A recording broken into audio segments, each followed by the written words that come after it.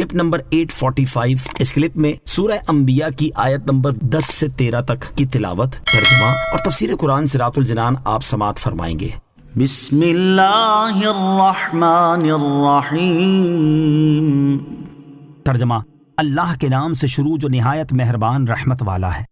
لقد انزلنا الیکم کتابا فیہ ذکرکم افلا تعقلون۔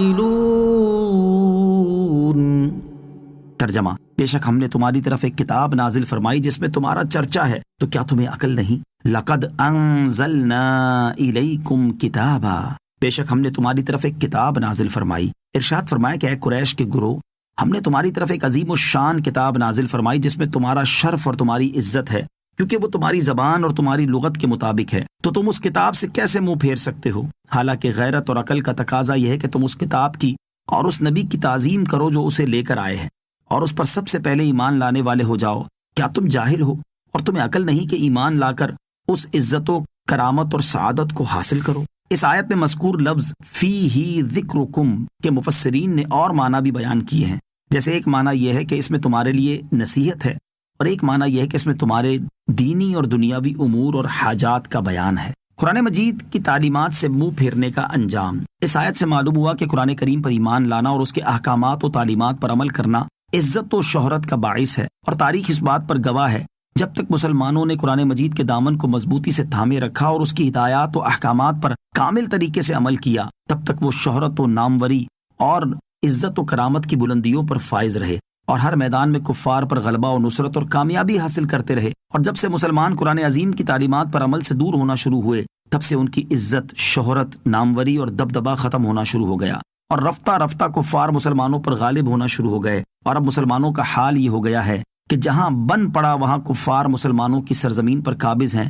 اور جہاں نہیں بن پڑا وہاں مسلمانوں کی اقتصادیات، معاشیات اور در پردہ مسلمانوں کی ذہنیت، سوچ اور کلچر پر قابض ہیں، اور مسلم حکمرانوں کو اپنی انگلیوں کے اشاروں پر نچا رہے ہیں۔ کسی نے کیا خوب کہا ہے کہ وہ معزز تھے زمانے میں مسلمان ہو کر، اور ہم خوار ہوئے تارک قرآن ہو کر، اور درس قرآن اگر ہم نے نہ بھلایا ہوتا، یہ زمانہ نہ زمانے نے دکھایا ہوتا۔ وَكَمْ قَصَمْنَا مِن قَرْيَةٍ كَانَتْ ظَالِمَةً وَأَنشَأْنَا بَعْدَهَا قَوْمًا آخَرِينَ۔ ترجمہ، اور کتنی ہی بستیاں ہم نے تباہ کر دیں جو ظلم کرنے والی تھیں، اور ان کے بعد ہم نے دوسری قوم پیدا کر دی۔ وَكَمْ قَصَمْنَا مِن قَرْيَةٍ، اور کتنی ہی بستیاں ہم نے تباہ کر دیں۔ اس سے پہلی آیات میں کفار کی طرف سے حضور علیہ الصلوۃ والسلام کی نبوت پر کیے گئے اعتراضات اور ان کے جوابات ذکر فرمائے گئے، اور یہاں سے اس امت کے کفار کو کفر نہ چھوڑنے اور ایمان نہ لانے پر اللہ تعالیٰ کے عذاب سے ڈرایا جا رہا ہے۔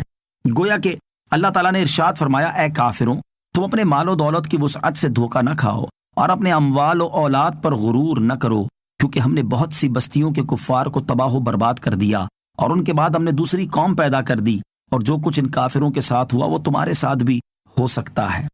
فَلَمَّا أَحَسُّوا بَأْسَنَا إِذَا هُم مِّنْهَا يَرْكُضُونَ